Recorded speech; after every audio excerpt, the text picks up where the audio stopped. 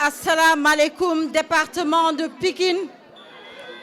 maa ngi leen di nuyu di leen di ziar bu wér a wér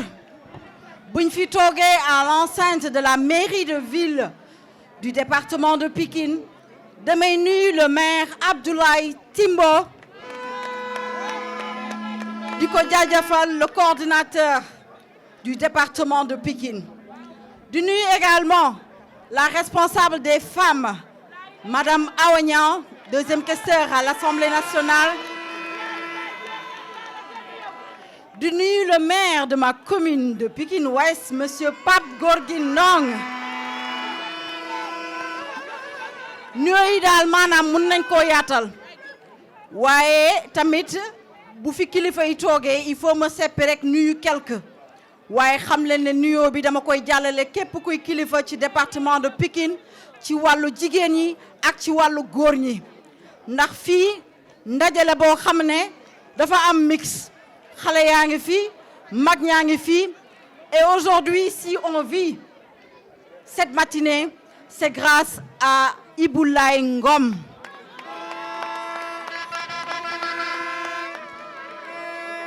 waaye il faut ngeen permettre rek ma nuyu la plateforme des jeunes femmes leaders ñi ma gunge di ma jàppale dans un travail boo xamante ne ni c'est minutieux xam naa ne yombul politique ci département de Pikine waaye sant yàlla di ñaan yàlla rek musal ñu ci seytaane waaye xam leen ne jaajëfal naa leen kontaan nañ ci yéen mais également qu'on est assez ouvert pour que lépp loo xamante ne war nañ koo liggéey ñu liggéey ko dans le département de Pikine. Aujourd'hui c'est une journée particulière monsieur le maire on parle de cap sur la banlieue. bu ñu waxee cap sur la banlieue c'est parce que en terme dafa am loo xamante ne daf ko wundu ndax département de Pikine Dakar soxla ndax tey ci élection yi nga xamante ne mooy 2022 dafa am foo xam ne président de la République Macky Sall mu ñu fiy xaar mais il faudra être des challengers pour pouvoir réussir ce pari te monsieur le maire ñu ngi lay rassurer ci sa toogaay je sais que si on réunit toutes les forces laa wax que ce soit les structures du parti que ce soit des entités yoo xamante ne dañoo am doole ci département de Pikine gëm naa ne défi boobu dinañ ko relever te jàmm ak salaam dong lañ ciy am. J'invite à tout le monde ñu ñëw ci benn mbir mooy liggéey bii dañ ko war a gën a yaatal cap sur la banlieue loolu laa leen di soññee. Je salue l'initiative car l'initiative regroupe l'ensemble des jeunes au niveau du département de Pikine. ñun dañoo assoiffé pour que ñuy am genre rencontre yu mel nii ndax daf ñuy permettre tey ñu gën a mën a wane suñu doole ci politique te tey gëm naa ne Iboulaye Ngom li ñuy wax piqûre bi dañ ñu ko piqûre.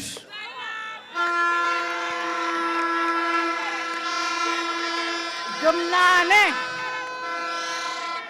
li ferveur di campagne di laaj maanaam tey ci ferveuru campagne boobu lañ nekk yëf yi firndeel ne ko koo fi gis yaramam dafa tàng jëpp. mais ma bëgg ñu xam benn mbir candidat boo ko bëggee jàppale da ngay xam programme am. ci organisation boobu may wax mooy que tey défi bu mooy xam nañ au niveau de la mairie de ville de Pikine luñ fi jot a liggéey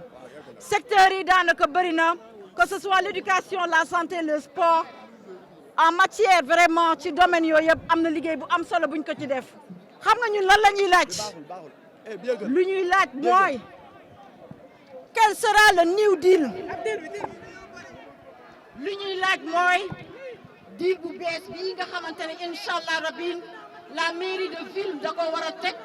pour ñu mën a challenger ci ñu mën a gagner le 23 juin 2022. waaye tamit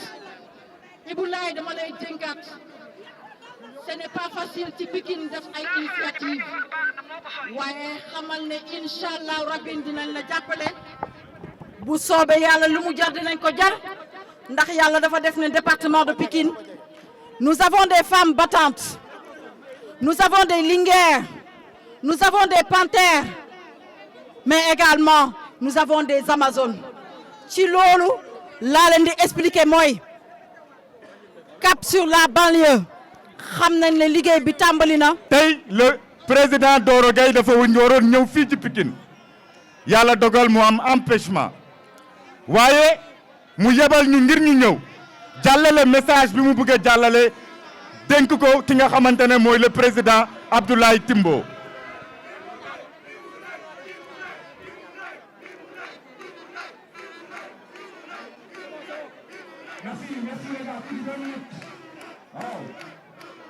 waaye soo gisee lii fi xew tey ci mairie ville de Pikine nga xamante ne benn nit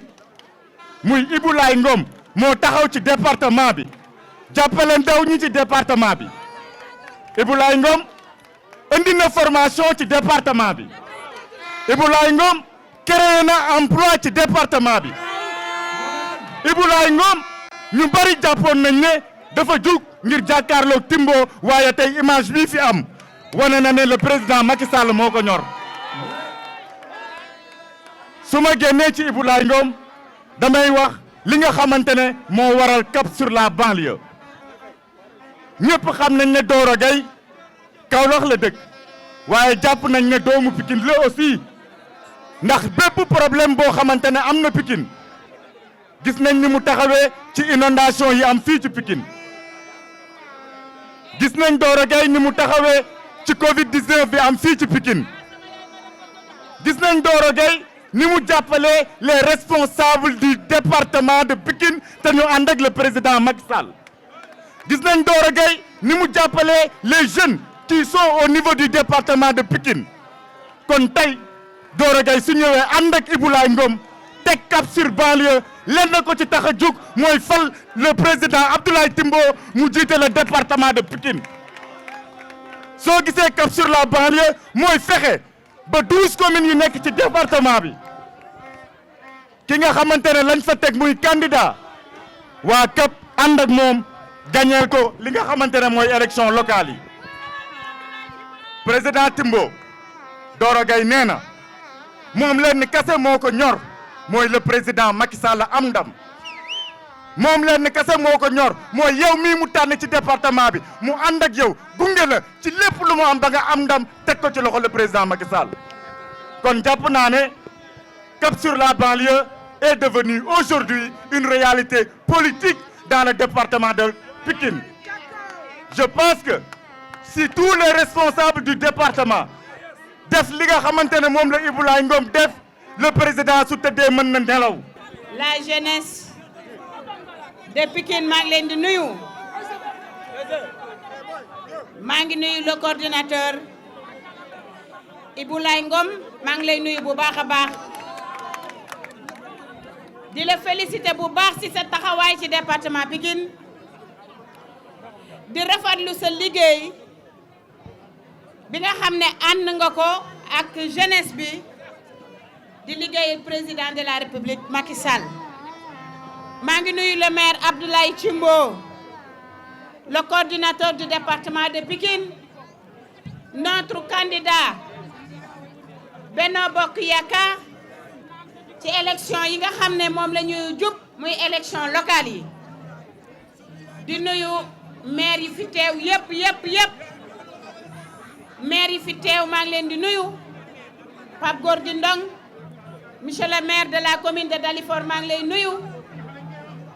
di nuyu ñi nga xam ne ñoo nekk ci présidium bi yëpp di nuyu Ndiaye Bambey mi nga xam ne tey moo fi représenté Doro Gaye di leen sant bu baax di leen gërëm may wax lu gàtt nag na dafa guddi li ñu dajale tey defe naa ne lu am solo la ñu ngi ciy remercier ki nga xam ne tey moom laa lim léegi mooy Doro mi nga xam ne day jàppale président sous l'ombre ndax lii mu def à travers la jeunesse de Pikine responsable yépp la ko defal département Pikine yépp la ko defal ndax loxoom duggul ci politique waaye loxoom dugg na ci ay action sociale politique nag dafa ànd ak action sociale politique dafa ànd ak dajale ak réconciliation te loolu defe naa ne Ibou Laye réussir na ko monsieur Doro Gaye jàppale ko ci bu baax li may wax rek di ko lancé mooy li may wax rek di ko lancer waa Dalifort may leen ñu li may wax di ko lancer rek mooy dañoo jëm ci ay élection nag ci Sénégal mënuñu ko gagner sans la jeunesse waaye jeunesse boo xam ne dañuy nekk benn jeunesse boo xam ne dañuy joxante loxo jeunesse boo xamante ne dañuy wàcc ci terrain bi fas yéene jàkkaarloog jeunesse bi nga xam ne ñooy jeunesse de l'opposition loolu defe naa ne ni ma leen gisee tey seen taxawaay taxaw ngeen comme des sentinelles pour faire face à la jeunesse de l'opposition qui est dans le département de Pikine ngeen góorgóorlu bu baax parce que tey am nañu yaakaar ci li nga xamante ne tey mooy élection locale yi parce que président Macky Sall def na ko ci Pikine am nañu yaakaar parce que le candidat monsieur le maire Ablaye Thimbo def na ko à travers ses réalisations maa ngi leen di sant yéen ñëpp di leen gërëm bu ñuy wax Doro Gueye nag bu ñuy wax Doro Gueye ci département Pikine yàlla nee na lu nekk am na lu ko waral man de su ma déggee turu Doro ma koy dégg ay action yu yàgg ma di ko def maa ngi gërëm Rama Maki Ba mi nga xam ne mooy doomam wax dëgg yàlla maa ngi koy sant bu baax di ko gërëm di gërëm Aïssatou Dieye kaddu yi rafet na di gërëm ñi fi toog ñëpp. may commencer d'abord par féliciter leen vraiment dama leen di féliciter ci mobilisation bu rafet bi ngeen def tey jii pour le lancement de Cap sur la banlieue. may nuyu l'honorable député présidente des femmes du département de Pikine madame Awa Niang. may nuyu monsieur le ministre maire Pape Gorgui Ndong di ko nuyu bu tedd. may nuyu aussi monsieur le maire Baye Diop maire de Dalifort. may nuyu monsieur le maire Issakha Diop qui vient d'arriver di ko jox moom it wàccuwaayam. mais may nuyu aussi madame Aïssatou Faye mi nga xam ne membre la du Haut Conseil des collectivités territoriales ci teewaayam tey. di nuyu madame Maymouna Baldé directrice du centre Guindi pour sa présence aussi en ce jour de lancement de Cap Banlieue. may nuyu délégation bi ànd ak man te ki nga xamante ne ki moo leen jiite dans le cadre de la coalition Benno Bokk Yaakaar c'est l'honorable député monsieur Samba Bathily. may jël nuyoo bi di teg ko ci loxoom pour mu séddaleel ma ko ñëpp ñi nga xam ne ñoom ñooy les leaders de Benno dans notre département. may nuyu et di ko beral nuyoo di ko beral loxo particulièrement monsieur Abdoulaye Diagne responsable du mouvement des élèves et étudiants républicains. dama koy beral loxo parce que son engagement à côté du président de la République ça ne souffre pas de doute. Quelqu'un qui est très engagé, qui combat rien que pour le président, qui mobilise rien que pour le président, mais aussi surtout li ma ci gën a préféré mooy nit ko am yar nit ko am teggin. waroon naa jël kaddu waaye léeg-léeg dafa ne ma puisque yow lañ fi fekk kaddu gi dama koy bàyyi sa loxo soo waxee waxal nga responsable parti bi yëpp. Ablaye, je te remercie pour ça. Je te remercie infiniment. ku joxe cër nag yàlla dina la jox cër. ma koy gërëm di ko sant moom it ci teewaayam. may nuyu Ndiaye Bambey ci kaddu yi nga xam ne jël na ko fi tey. je te remercie pour ton engagement à côté de Doro Gueye. te dama lay wax aussi nga transmettre nous à Doro Gueye toute la reconnaissance du département de Pikine ci taxawaayam ci wetu président de la République d'abord, mais aussi ci taxawaayam ci wetu les responsables et particulièrement la jeunesse du département de Pikine. nga xamal ko ne ko aussi ñu ngi koy féliciter di ko remercier ci initiative bi mu jël di Cap Banlieue. Appuyer le président de la République, rien que pour l'accompagner. Et pour cette raison-là, on félicite, on encourage et on remercie au nom de tous les responsables du département, M. Doro Gueye, de cette belle initiative qu'il a prise. Mais féliciter particulièrement aujourd'hui, je pense que nous me disons tous wax nañu ko. Iboulaye Ngom. Iboulaye, on te félicite, on te remercie. Et on t'encourage ci dynamique bi nga nekk ñu la ci encourager di la ci féliciter di wax ne li ñu amal solo nous les responsables du département c'est l'engagement de tous les jeunes du département à côté du président de la République ak noo ko munti defee ak ci loo munti nekk fii ak yaa ngi dox loo xam ne Macky Sall moo tax nga koy dox xamal ne yow ak responsable département bi yëpp yéen a ciy ànd mais lii nga def tey jii confiance bi nga xam ne Doro Gaye am na ko ci yow xëyul xëy rek jël confiance bi teg ko say loxo xëy na am na lu mu gis am na lu mu ràññee ci yow et pour cette raison là je pense qu'aujourd'hui tu as montré effectivement que franchement tu mérites cette confiance de Doro Gaye ñu la ci féliciter di la ci encourager di la wax ne la Doro bu ma gëmee ne li mu wax moom mooy cellule la buy appuyer le président de la République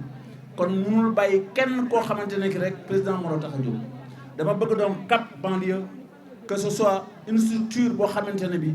képp ku nekk jeune ci département de Pikine di ngeen ko fédéré mu ñëw bokk ci ngeen jàppandoo ngeen liggéeyandoo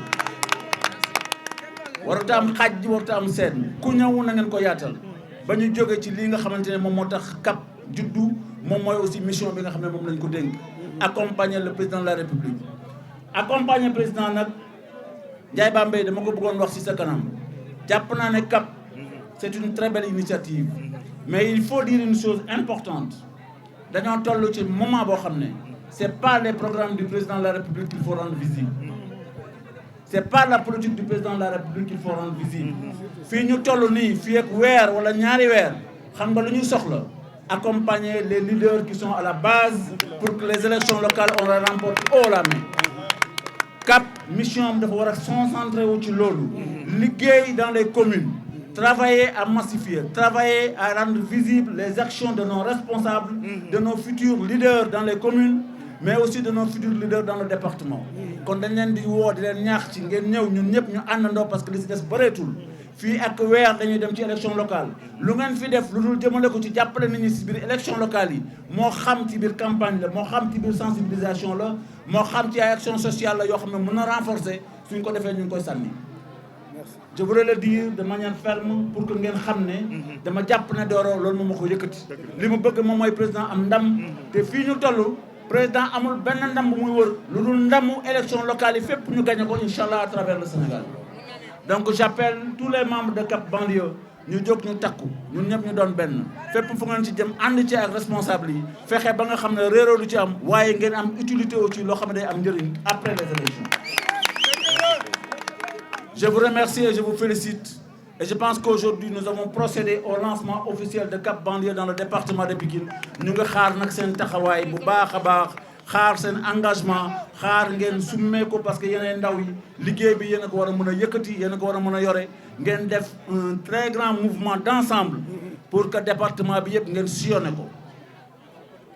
Ndiaye Bambey, on demande à Doro Gaye d'accompagner Cap Banlieue pour une chose, travailler à sillonner le département de Pikine pour accompagner les responsables pour une victoire écrasante au 23 janvier inchallah rabbi loolu moom mooy li ñuy doon bëgg a wax ci lancement bi nga xam ne def nañ ko tey ginnaaw bi ñu leen gërëmee félicité leen bu baax a baax may bëgg a wax ne Ibrahima Ngom man yoruma benn yat cawuma kenn yoruma yat cawuma kenn tous ceux qui sont responsables jeunes adultes ou femmes qui sont dans ce département fii ak ñu ngi jóg di ànd ak président de la République nañu xam ne maag ñoom mënuñu am xarma yàlla j'encourage et je félicite tous ceux qui sont engagés à travailler à côté du président de la République di ñaan yàlla yàlla may ñu au soir du 23 janvier inchallah rabbi jërë ngeen jëf merci à tout le monde merci et plein succès. waaw Cap sur Banlieue li ko tax a jóg mooy politique sociale mooy dooleel ñi nga xam ne wóor nañu ne seen loxo jotul seen ginnaaw taxaw ñi nga xam ne wóor nañu ne dañ leen fàtte woon daal di indi sunu appui maanaam sunu njàppale ci ñi nga xam ne dañ leen beddi woon ba pare dooleel ñi nga xam ne itam président Macky Sall tànn na leen fi nga xam ne mooy le département de Pikine et la banlieue jël li nga xam ne mooy li ñu am ak li ñu mën dooleel leen ci ba yàlla mën ñu may ndam au soir du 23 février au soir du 23 janvier. waaw tey loolu sant yàlla la rek li tax ndawu Pikine yëpp tey rangé wu sama ginnaaw loolu dama ciy sant yàlla di ci gërëm son excellence président Macky Sall di ci gërëm soxnaam Marème Faye Sall muy sunu yaay di suñu xarit mais nag di ci gërëm le PDG le président d'honneur de Cap sur Banlieue muy Alaaji Doro Gaye ñu koy wax Papa Dora mi nga xam ne yàlla moo ko baaxal kàttanal ko ba mu jël mbir teg ko ci suñu loxo ñun nag laataa ñu nuy jox Cap sax ndaw ñi dañoo toppoon suñu ginnaaw waaye Cap ñëw na mottali ko ñu liggéeyoon dans le département liggéey bu am solo ci côté financement emploi formation ngeen gis ko muy une donne politique dans le département de Pikine di réalité moo taxoon ndaw ñu topp ñu waaye CAP dooleel nañu ba ndaw ñëpp mujj ñëw dooleel bokk àndandoo doon suñuy ndaw ñu àndandoo liggéey ci li nga xam ne mooy CAP. mooy lu nekk ak période am période ba ma waree ruus damaa ruus ndax li taxoon ma ruus mooy ndaw ñi dama gisoon ne jàppuñ ci dara waroon nañ am xëy emploi formation financement waaye bu doon période bii la du ma ko ruus ndax période bii période bu sensible la période bii président moo soxla période bii période élection la ñu ñoŋalaat ñi nga xam ne ñoom la président Macky Sall teg ba au soir du 23 ñu am ndam période bu ci nekk ak li muy laaj ndax période ba ne ak la cee xew te dama laa wax ne fi mu ne maire yi nga xam ne ñoom lañ tabb ak ñi nga xam ne ñoo fi nekkoon te ñu tànnaat leen mais seen i liggéey la leen askan wi di falaatee président li ko war ci gox-goxaan yi def na ko président c'est le meilleur président mais ñi nga xam ne ñoom la tànn ñooñu la ñuy wane seen réalisation ñi nga xam ne nekkoon nañ fi war fee nekkaat ñi nga xam ne mosuñu fay nekk ñu wane li nga xam ne moom la président Macky Sall def ca gox ba pour ñu war leen mën a dénk am kóolute ci ñoom. mosuñoo wax ne liggéey ñu fi dara ak defuñu fi dara dégg ak dégg dafa wute mën naa laa dégg te du ma la déglu. nga mën maa déglu te doo ma dégg dama ne dañ leen doon laaj emploi formation c'est différent ak defuñ fi dara Ablaye c'est le meilleur maire loo bañ nit waxal ko li ko yàlla dogal Ablaye Timbo li mu def dans le département de Pikine amul benn maire bu ko mus a def dans le département de Pikine ci côté liggéey ci côté ñàmbar ci côté jàppale ndaw ci côté social Ablaye def na ci lu am solo ci côté santé. non am nañ ñun dans le département de Pikine laa mën a waxee. ndax li jaar sama loxo dugg laa mën a wax 500 financement am na 400 personnes financé nañ leen dans le département ci nga xam ne ñoom laa jiite woon ñu ay ndaw mais tey jii ci li ñuy wax mooy cap sur banlieue li nga xam ne wees nañ ko mi ngi sunu ginnaaw te bu ma ci diri di ma ci waxloo cap sur banlieue la ñuy waxtaanee tey muy loo xam ne social la ñu war a jël 200 jeunes war leen former ci li nga xam ne mooy les réalisations du président ak les réalisations des maires. ñu war ko wàcc sur le terrain commune bu nañu wàcc fa def fa social def fa ñàmbal def fa ndimbal loolu moo ñu tax a jóg. tey boo xoolee ñun suñu couleur marron beige la mais tey dañoo blanc weex parce que président Doro Gueye c'est l'ambassadeur de la paix et c'est l'ambassadeur de la jeunesse kon tey bu ñu woowee ci jàmm dañ koy wan ne ñoo la ëpp jàmm Pikine lu fi waaye indi fekk ko fi waaye nag dañoo civiliser bëgg suñu bopp xam fi nii taxaw moo tax bi nga xamee ne woo nañ ñu ci jàmm ñu wane ne ñun ñoo ëpp ñëpp jàmm moo waral tey nga gis fépp blanc lépp weex